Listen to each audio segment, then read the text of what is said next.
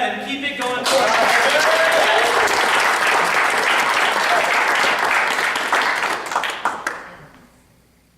I don't want to write this poem. I was born in the middle of the night, in the middle of March. I don't remember it, but I should. I should be able to remember the smell of disinfectant, my mother's screams, the chill of the air, the warmth of the doctor's hands, the pain of my first baking, like just being born was a punishable offense. I don't want to write this poem. What I do remember is 3rd grade, Christmas time, and lying in a giant bed with 3 of my cousins. The smell of sweat. My oldest cousin's hands down my pants, too much wood in the stove, an RC car that wouldn't work, a red typewriter, and 30 pairs of eyes judging me 2 weeks later when I returned to school. I don't want to write this poem.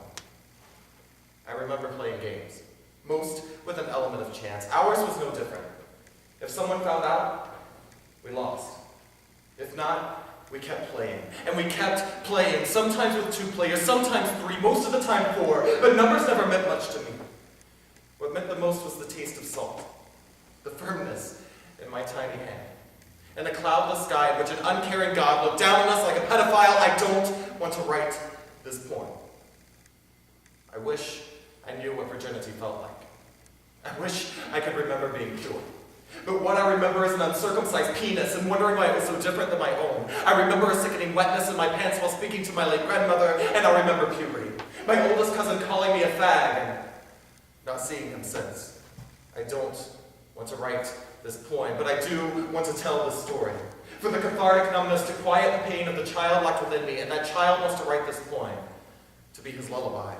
Not for applause or for scores, but for 1,000 voices in a harmony of understanding, and he will sleep. And when he sleeps, he will dream. And the molestation of his childhood, the splintering of the self, the questioning of the questioning will be lit with daylight. And the nightmares will fade with the darkness. Because monsters only have power if they have some place to hide. And I'm sick of hiding in the closets of bitter heartbreak. I'm sick of jumping at shadows and pipes clinking in the dark.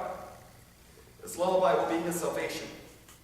And scary stories will vanish in the night. So hush, little baby. I've said all the words.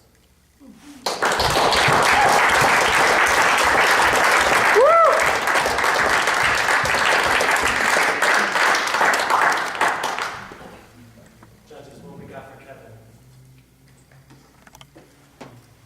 From low to high, we have a 9.8. Yeah!